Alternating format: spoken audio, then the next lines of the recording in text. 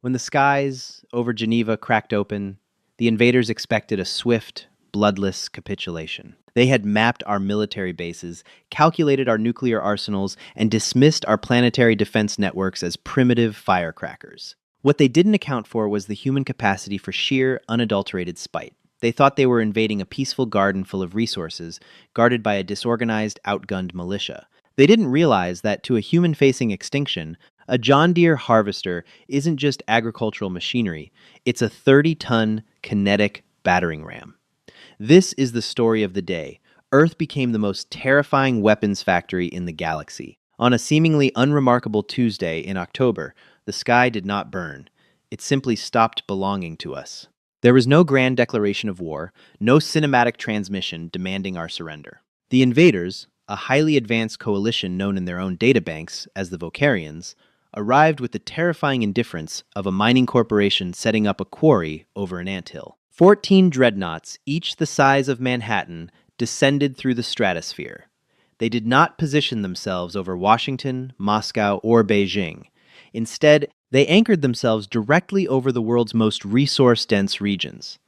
The Permian Basin in Texas, the Athabasca oil sands in Canada, the Pilbara iron reserves in Western Australia, and the rare earth mines of the Congo. Inside the Pentagon's subterranean command center, General William Bradley watched the tactical displays light up with a dizzying array of red hostiles. The room, usually a hum of calculated, controlled chaos, was gripped by a suffocating silence. "Have they breached our comms? Are they broadcasting anything?" Bradley barked, his voice cutting through the heavy air. "Nothing, sir," replied Dr. Gregory Cole, the Department of Defense's lead civilian astrophysicist, who had been flown in from the Mauna Kea Observatory barely hours prior. "No radio frequencies, no localized broadcasts. They aren't talking, they're drilling." On the main screen, satellite feeds showed a horrifying reality unfolding in the Permian Basin. Massive, tripod-like structures detached from the hovering dreadnoughts, slamming into the Texas desert with seismic force. Searing beams of blue plasma lanced downward, liquefying the bedrock. They were siphoning crude oil, natural gas, and subterranean water at a rate that defied physics, processing it directly into their colossal ships. The United States military, alongside NATO allies, responded with the full, devastating might of human conventional warfare. From the decks of aircraft carriers in the Pacific, squadrons of F-35 Lightning Ties and F-22 Raptors scrambled. Submarines breached the surface, aligning their silos. Within 30 minutes of the invasion, Operation Broken Sky commenced. Over the skies of Texas, 24 F-35S unleashed a barrage of AGM. 158 JAS-SM cruise missiles. General Bradley watched the live feed from the nose cameras of the missiles as they closed in on the Vocarian dreadnought. "Impact in 5, 4, 3, a technician chanted. But the explosion never happened. A shimmering, iridescent honeycomb pattern flared to life miles away from the dreadnought's hull. The missiles struck the energy shield and simply ceased to exist, their kinetic and explosive payloads absorbed and dissipated into the atmosphere as harmless static electricity. The Vocarians didn't even bother to return fire. They just ignored the fighter jets entirely, treating humanity's most advanced weaponry like annoying gnats. It was worse in Europe. The German Luftwaffe and British Royal Air Force attempted a coordinated bombing run over the Ruhr Valley, where another dreadnought was actively strip mining the coal-rich earth. The Vocarian response was automated and clinical. Small, autonomous drones, no larger than a standard commercial vehicle, detached from the dreadnought and emitted high-frequency EMP bursts. Within seconds, billions of dollars of European aerospace engineering fell from the sky, their avionics fried, plunging into the forests below. By the end of the first 48 hours, the casualty rate was staggering, not from direct alien malice, but from the collateral damage of their industrial harvesting. Whole towns in Texas and Western Australia had been swallowed by the rapidly expanding tectonic sinkholes created by the extraction beams. The realization settled over the global leadership like a shroud. The Vocarians possessed energy shields that negated thermal and explosive payloads entirely. Their hull armor was impervious to our highest caliber depleted uranium rounds. The global military apparatus, built over centuries to fight other humans, was completely and utterly obsolete against an enemy that utilized physics we barely understood. "We're throwing pebbles at a brick wall, General," Dr. Cole said, his face pale under the harsh fluorescent lights of the bunker, reviewing the telemetry data from a failed Tomahawk missile strike. "Their shielding dampens high-velocity, low-mass impacts.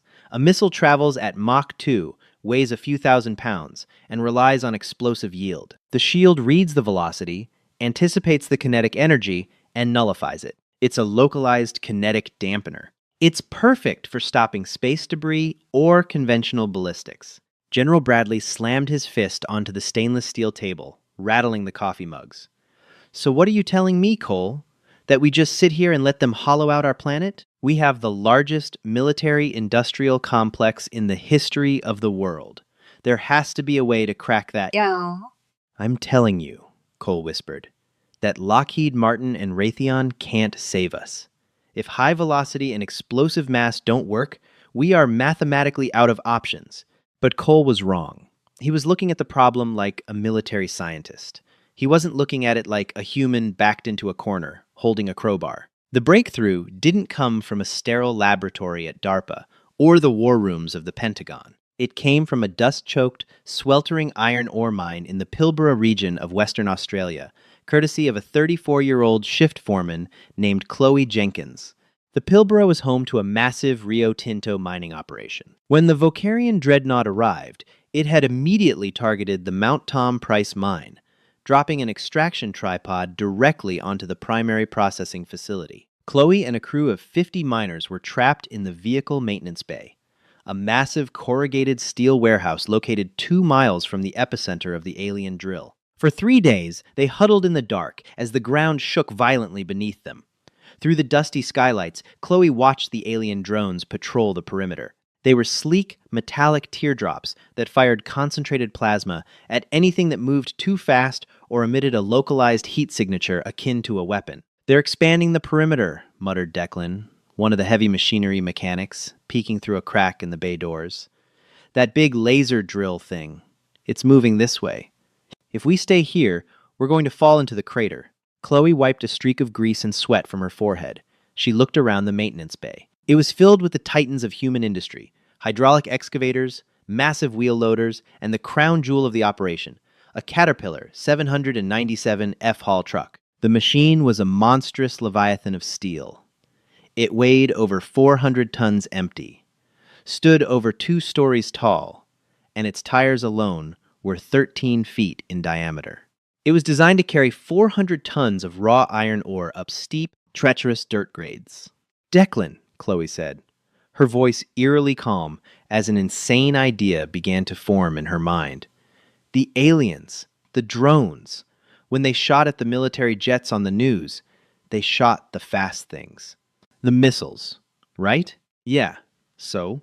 "I watched one of their drones fly right through a flock of birds yesterday," Chloe continued, walking toward the colossal tires of the Caterpillar. "It didn't shoot them. The energy shield around the drone, the birds just bounced off. No explosion. No plasma fire." Declan stared at her.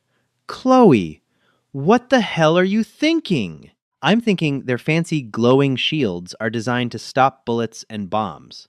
Fast things, explosive things, things they recognize as threats." She slapped the solid 2-inch thick steel bumper of the whole truck. "This isn't a weapon. It doesn't move fast. It maxes out at 40 miles an hour, but it weighs over 1 million pounds fully loaded." She turned to her crew, her eyes blazing with a desperate, feral light. "Load it up. Every scrap of iron ore, every spare engine block, every barrel of ammonium nitrate blasting agent we have in the shed. We're going to max out its payload. We're going to rig the remote-controlled driving system used for autonomous hauling. And we are going to drive this 1 million-pound brick right into the leg of that alien drill." It took them 6 hours. They filled the massive bed of the Caterpillar, 797F, with over 450 tons of iron ore and dense machinery parts.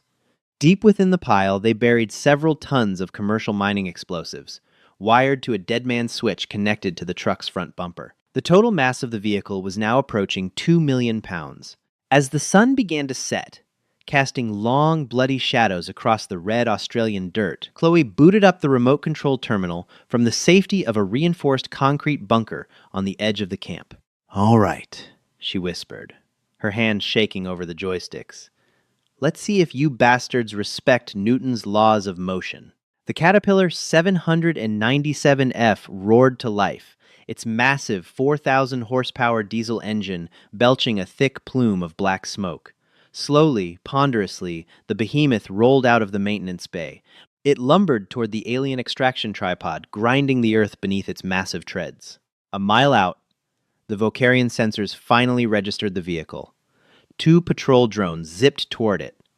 They scanned the truck.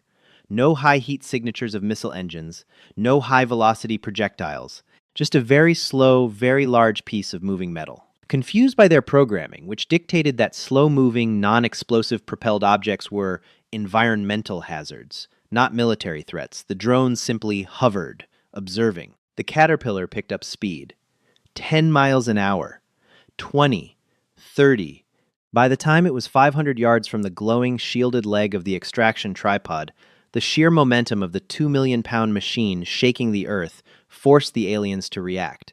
The drones opened fire, scoring the thick steel of the truck's grille with plasma, but the engine block was so impossibly dense, and the sheer mass so overwhelming, that the superficial damage did nothing to slow the beast. At 40 miles an hour, the Caterpillar 797F slammed into the Vocarian energy shield. The physics were catastrophic.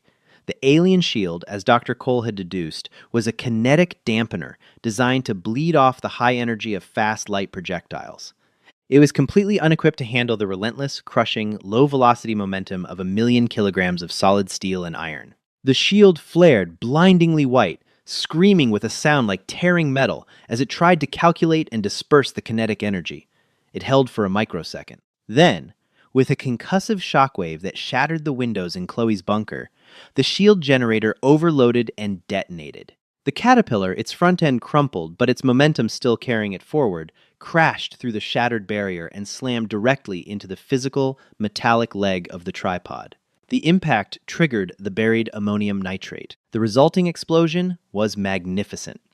Without the energy shield to contain it, the blast ripped through the tripod's structural supports. The massive, towering alien harvester groaned, tilted, and then came crashing down in a spectacular symphony of twisting alien metal and roaring flames. In the Pentagon, alarms blared as satellite feeds registered the destruction of a Vocarian target. General Bradley stared at the screen in absolute disbelief. "Did the Australians just blow up an alien harvester with a dump truck?" an aide stammered. Dr. Cole was already frantically typing on his terminal, analyzing the telemetry data stolen from the Rio Tinto localized network. A wild, unhinged smile broke out across the astrophysicist's face. "General," Cole laughed, the sound almost hysterical. "The shield didn't stop it. The shield tried to absorb the kinetic energy of a fully loaded Caterpillar truck, and it fried its own capacitors. Their defenses ignore slow, heavy, blunt force. They are completely immune to our smartest bombs." General Bradley's eyes narrowed as the tactical implications washed over him. "But they are incredibly vulnerable to our dumbest, heaviest machinery." "Exactly," Cole said. "They thought we were a purely military threat. They didn't realize human civilization is built on moving incredibly heavy objects from point A to point B. We don't need missiles, General. We need mass." The transmission of the Pilbara maneuver changed the trajectory of human history. With traditional internet infrastructure heavily damaged, ham radio operators, encrypted military bursts, and surviving satellite links spread the data across the globe in a matter of hours. The message to the remnants of humanity's governments was clear. Stop firing missiles. Start throwing weight. Overnight, the concept of modern warfare was dragged backward by a century, then aggressively mutated. The pristine billion-dollar stealth fighters were pushed to the back of the hangars. In their place, the rusted, grease-stained titans of human industry were drafted into service. In Chicago, the Boeing manufacturing plants halted all commercial aviation production.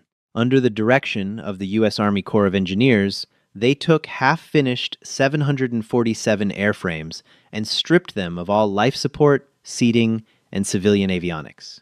They reinforced the noses with solid, depleted uranium plating salvaged from tank armories and filled the cargo holds to the brim with volatile aviation fuel and tightly packed ball bearings. Flown via crude remote control, these kamikaze behemoths were slow enough to bypass the initial velocity triggers of the alien shields, but heavy enough that upon impact, they overwhelmed the kinetic dampeners through sheer, brutal mass. In the North Sea, off the coast of Scotland, desperate oil rig workers realized they were directly in the path of a Vocarian naval skimmer, a massive hovering craft harvesting the oceans. The rig operators didn't flee. Instead, they purposely triggered a catastrophic blowout, releasing millions of gallons of crude oil onto the surface of the water directly beneath the alien ship. As the skimmer lowered its intake valves, they ignited the ocean. The resulting firestorm, lacking the sharp, explosive shockwave that would trigger the alien shields, simply cooked the invaders inside their own invincible hull, overwhelming their thermal regulation systems. But the most terrifying adaptation of human engineering occurred in the remnants of the space industry. At the SpaceX facility in Boca Chica, Texas, the military had forcibly requisitioned the entire fleet of Starship rockets. They weren't loading them with satellites or life support modules for Mars. "Listen to me," General Bradley commanded over a secure video link to the frantic aerospace engineers. "I don't care about the orbital trajectories for long-term deployment. I need you to load the cargo bays with solid, tungsten telegraph poles and concrete. Send them into low Earth orbit, position them directly over the Texas Dreadnought, and drop them." "Sir, dropping unguided tungsten rods from orbit. The terminal velocity alone will be devastating," the lead engineer protested. "It's a localized extinction event for the blast radius." "The blast radius is currently occupied by alien parasites," Bradley fired back coldly. "Drop the rods." It became known as the Rods from God Initiative. The Vocarian Dreadnought over the Permian Basin, confident in its invincible energy shields, didn't even attempt to move as the SpaceX rockets reached orbit and released their payload. Dozens of solid tungsten cylinders, each the size of a telephone pole, plummeted through the atmosphere. They didn't have explosive warheads, they were simply very heavy rocks falling from a very great height. Because they were in freefall, unpowered by thrusters, the alien sensors misidentified them as natural meteorites, a common, easily deflected annoyance. But the sheer, concentrated mass of the tungsten striking the shields at Mach 10 was something the Vocarian engineers had never calculated for a localized atmospheric impact. The first rod struck the shield over the Dreadnought. The kinetic dampener flared, screaming as it absorbed the blow. The generator pushed to 90% capacity. A fraction of a second later, the second rod hit. Then the third, then the fourth. The alien shield shattered like glass. The fifth tungsten rod punched directly through the top armor of the Dreadnought, tearing through 30 decks of alien metallurgy, severing their primary plasma conduits, and embedding itself deep into the Texas bedrock. The Dreadnought shuddered, a horrific groaning sound of dying metal echoing across the plains, before internal explosions ripped the ship in half. Aboard the flagship in orbit, High Commander Valen of the Vocarian Expeditionary Force stared at the tactical holomap in absolute horror. In less than a week, this primitive, chaotic species had destroyed 3 extraction tripods, a naval skimmer, and now a fully operational dreadnought. He pulled up the telemetry of the attacks. It made no sense. His empire had conquered dozens of star systems. They had fought species with laser weaponry, plasma torpedoes, and antimatter warheads. His shields were designed to withstand the pinnacle of high-tech warfare. He watched the replay of the Australian mining truck. He watched the replay of the Boeing 747 crashing into a drone swarm. He watched the orbital strikes of solid metal rods. "Commander," his tactical officer chattered, his mandibles clicking in terror. "They are not using energy weapons. They are not using focused radiation." "What are they using?" Valen demanded, his iridescent skin paling. The officer looked at the data, utterly bewildered. "Sir, they are throwing their own infrastructure at us. They are strapping explosives to their industrial machinery and ramming us. They are dropping primitive metals from orbit. They are weaponizing their trash." Valen watched a new feed from an urban center. A squad of human infantry, lacking anti-armor weapons, had strapped shaped C4 charges to the backs of yellow, dog-like commercial robots from a company called Boston Dynamics. The humans were releasing the robotic dogs, steering them under the alien walkers where the shields didn't extend to the ground, and detonating them against the unarmored underbellies. The humans weren't fighting a war of technological superiority, they were fighting a bar brawl. They had realized that the Vocarians were wearing a Kevlar vest, and so humanity had collectively decided to beat them to death with a crowbar. "Recall the remaining ground forces," Valen whispered, a cold dread pooling in his stomachs. "Pull the dreadnoughts into higher orbit. Immediately." "Sir, the harvest is incomplete." "I said recall them!" Valen roared. "We prepared for a military engagement. We did not prepare for an entire species of deranged, suicidal engineers." But down on Earth, the humans were just getting started. The factories were humming. The shipyards were firing up their blowtorches. Humanity had survived the sucker punch. And now, they were looking at their bulldozers, their freight trains, and their cargo ships with a terrifying new perspective. The aliens had come for Earth's resources, but they were about to learn that Earth's greatest resource was its boundless, psychotic ingenuity. High Commander Valen paced the immaculate, sterile bridge of the Vocarian flagship, the Ethelgard. Below him, the blue and green marble of Earth hung, suspended in the black void, looking deceptively peaceful. But Valen knew the truth. That planet was a deranged hornet's nest of psychotic engineers and suicidal heavy machinery operators. In the week since the disastrous ground campaign, the Vocarian fleet had retreated to an altitude of 400 miles, establishing a high geosynchronous orbit. Safe from retrofitted dump trucks and kamikaze commercial airliners, Valen had ordered a punitive orbital bombardment. Plasma lances struck global capital cities, turning concrete and steel to slag. He intended to starve the humans out, to break their spirit from a distance where their primitive, gravity-bound garbage could not reach him. But the humans were not surrendering. They were burrowing. They moved their command centers into deep subterranean bunkers, abandoned subway tunnels, and old Cold War silos. The resource cost of bombarding an entire planet from high orbit was astronomical, and Valen's fleet was burning through their reserves of refined dark matter fuel at an alarming rate. They had come to harvest, not to engage in a protracted siege against a species that seemed completely comfortable living in the dirt. Deep within the Cheyenne Mountain complex in Colorado, the newly formed Earth Defense Coalition was running out of time. General William Bradley stared at the massive holoscreens, mapping the alien fleet's orbital positions. "They're bleeding us dry, General," Dr. Gregory Cole stated, his eyes sunken and ringed with dark circles. "They've established a holding pattern. They hit Paris yesterday, Tokyo this morning. As long as they stay in high orbit, they hold the high ground.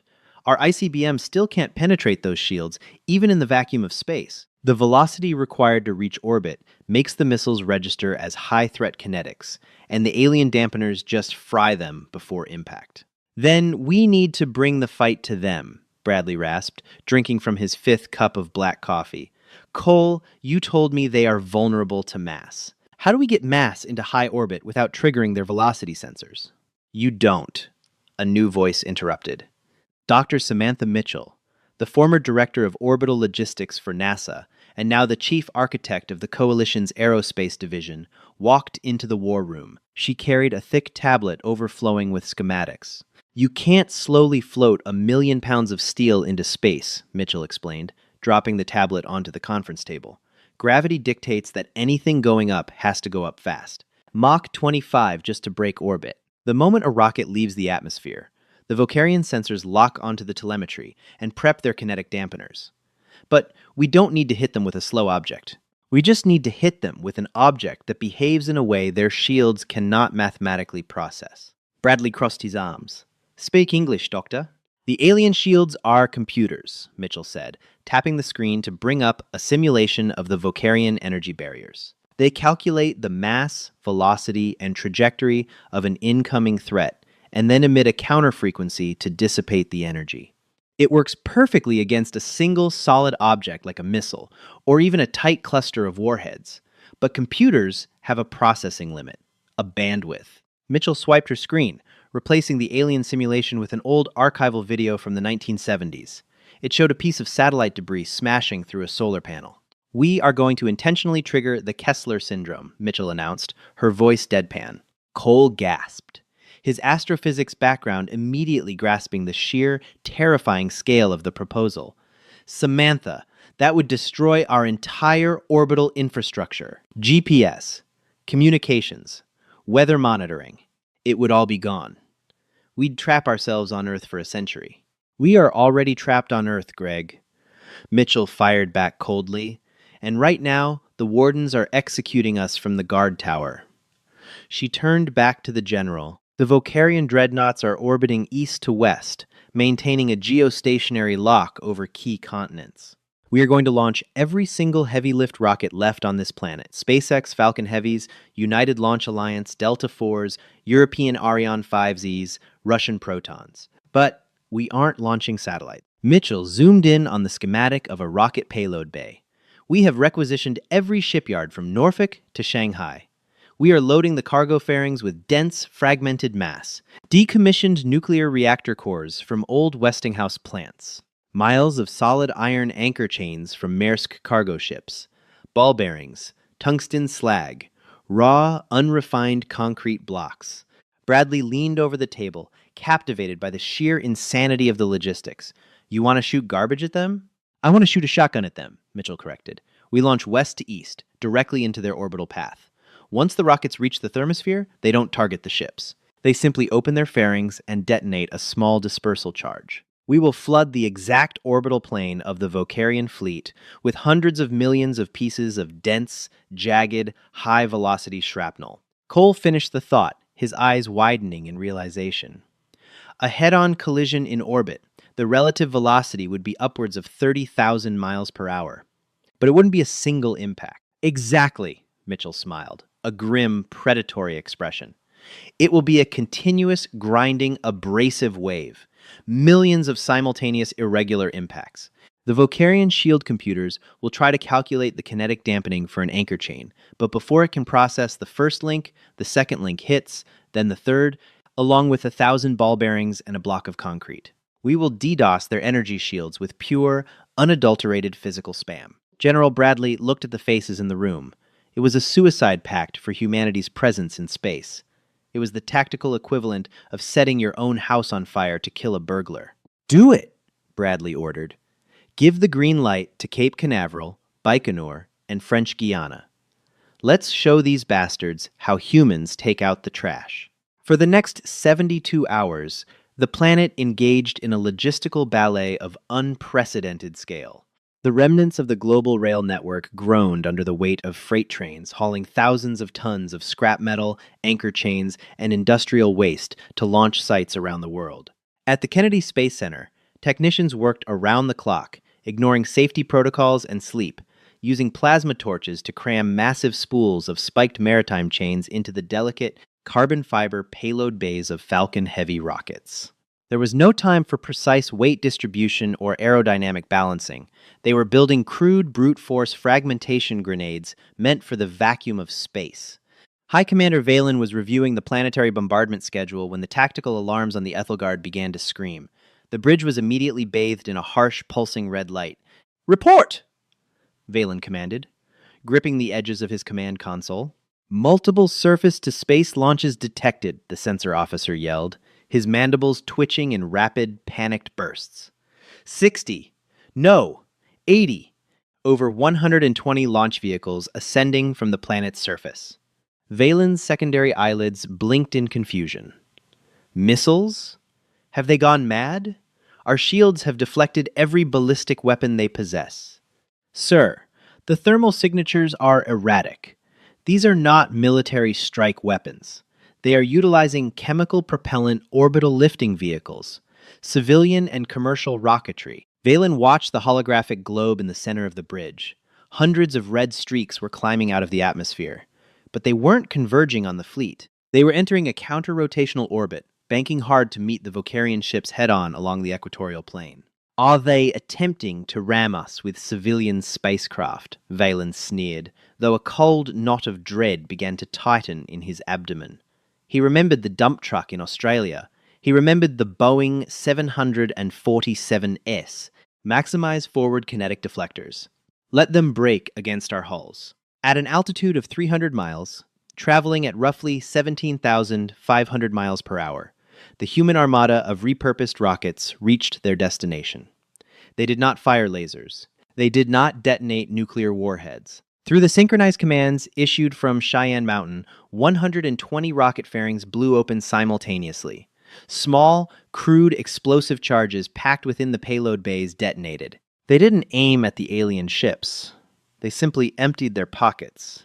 Suddenly, the orbital path in front of the Vocarian fleet was filled with an expanding cloud of absolute chaos. Hundreds of miles of solid steel anchor chains unspooled into the vacuum like metal serpents. Thousands of dense tungsten rods, engine blocks, cast iron pipes, and jagged chunks of reinforced concrete spread out into a massive, unavoidable net of hypervelocity shrapnel. Because the Vocarian fleet and the debris cloud were moving in opposite directions, the closing speed was catastrophic, nearly 35,000 miles per hour. "Incoming mass anomaly," the sensor officer shrieked, the display screens filling with so much data they began to glitch. "Threat assessment computers are overloading." The first wave of debris hit the Vocarian vanguard. A 10-ton block of raw concrete slammed into the forward energy shield of a dreadnought. The kinetic dampener flared, successfully vaporizing the rock. But a microsecond later, a Maersk anchor chain, dragging 300 feet of solid steel links, whipped across the shield's surface. The alien computer tried to isolate the kinetic energy of the chain, but the chain was flexible. It wrapped, it dragged, and it applied uneven, sustained blunt force trauma across multiple grid sections simultaneously. As the computer diverted power to process the chain, a hail of 1 billion steel ball bearings, traveling at orbital velocity, peppered the weakened shield matrix like a cosmic shotgun blast. "Shield capacitors at maximum strain." Valen watched in absolute horror as the viewscreen showed the impossible. The invincible, iridescent energy barriers of his mighty fleet were flickering, turning a sickly yellow and then shattering. The physical impact of the debris on the unshielded alien metallurgy was devastating. Anchor chains ripped through the sleek aerodynamic hulls like chainsaws through wet paper. Decommissioned nuclear reactor cores, acting as massive, dense bowling balls, punched clean through the dreadnoughts, venting atmosphere and alien crew members into the freezing void. The vacuum of space was silent, but aboard the Ethelgard, the noise was deafening. The horrific screech of tearing metal, the concussive thuds of solid iron slamming into the bulkheads, and the frantic screams of the crew filled the bridge. Valen was thrown to the deck as a cluster of tungsten ingots sheared off the ship's primary communication array. "5 dreadnoughts lost!" the tactical officer cried out from the floor, bleeding from a ruptured cranial crest. "They have been torn to shreds! Sir, the debris field is self-sustaining! The wreckage of our own ships is joining the kinetic storm. It is a cascading fragmentation wave." Humanity had turned the orbital plane into an inescapable meat grinder. "Disengage!" Valen roared, pulling himself up by the console, all pride and arrogance stripped away. "Divert all remaining power from the kinetic shields to the hyperdrives. We must break orbit and jump to deep space immediately. Sir, dropping the shields will leave us entirely exposed to the debris. If we stay here, we will be ground into dust. Do it!" Deep below the Earth's surface, General Bradley watched the telemetry data streaming in from the few surviving deep space observation satellites. "General," Dr. Mitchell reported, her voice tight with anticipation, "we are seeing massive power fluctuations in their engine blocks. Their kinetic shields are dropping. They are powering up for a faster-than-light jump." Bradley's eyes narrowed into slits. This was the moment they had been waiting for. The final trap. "Signal the Pacific Fleet," Bradley said coldly. "Execute Operation Deep Six." Far below the surface of the Pacific Ocean, hiding in the Mariana Trench to avoid alien orbital scans, the USS Nevada, an Ohio-class nuclear submarine, received an extremely low-frequency ping. The captain didn't hesitate. The submarine surfaced just enough to clear its missile tubes. With a violent rush of compressed air and ocean water, 4 Trident 2D 5 ballistic missiles burst from the sea, igniting their massive solid rocket boosters. But these missiles weren't aimed at the alien ships. They were aimed at the empty space of the ionosphere, directly above the Vocarian fleet. Aboard the Aethelgard, the hyperdrive core whined as it reached critical mass. "Hyperjump calculations complete," the navigator reported, jumping in 3, 2. In the upper atmosphere, the 4 Trident missiles detonated. They did not rely on kinetic force or explosive fireballs, which would have been useless in the vacuum. They were specialized high-altitude nuclear bursts designed to unleash a colossal electromagnetic pulse, EMP, and a blinding wave of ionizing radiation. Because Valen had ordered the energy shields dropped to channel power to the hyperdrives, the Vocarian ships were completely naked. The EMP wave washed over the retreating fleet in complete silence. The effect was instantaneous and absolute. Every delicate, highly advanced quantum computer, every navigation sensor, and every FTL calculation matrix aboard the alien vessels was instantly fused into useless slag. The Ethelgard went dead. The hum of the engines ceased. The artificial gravity failed. The emergency lights didn't even flicker on. Status! Valen screamed into the darkness, floating weightless in the pitch-black bridge. There was no answer. Without their engines to maintain orbital velocity, and lacking the navigational computers to correct their trajectory, the remaining Vocarian dreadnoughts were caught by Earth's gravity well. From the surface, humanity emerged from their bunkers to witness the greatest meteor shower in the history of the planet. Massive, burning streaks of alien metal tore through the sky, their invincible armor burning away in atmospheric entry. The pride of the Vocarian Empire crashed into the oceans, the deserts, and the ice caps numb, blind, and paralyzed. They had come expecting to conquer a garden and harvest its quiet riches. They had never anticipated that the gardeners were completely willing to salt the earth, shatter the sky, and beat them to death with the very shovels they used to dig. The Vocarian invasion of Earth did not end in a glorious diplomatic treaty, nor did it end in human subjugation. It ended in the mud, with human scavengers welding alien hyperdrives to the beds of Ford pickup trucks. Humanity didn't just survive the invasion, we cannibalized it. By weaponizing our infrastructure and refusing to play by the advanced rules of galactic warfare, Earth proved that the most dangerous weapon in the universe isn't plasma or antimatter, it's human ingenuity backed into a corner. The galaxy had kept its distance from us before, but now they look at the heavily armored, debris-ringed fortress of Earth and know one simple truth. Never, ever try to take a human's tools. If you loved this deep dive into humanity's junkyard resistance and want more epic HFY sci-fi stories where aliens severely underestimate human grit, smash that like button. Don't forget to share this story with your fellow sci-fi fans and subscribe to the channel for more weekly tales of Earth fighting back. Let me know in the comments which improvised weapon was your favorite.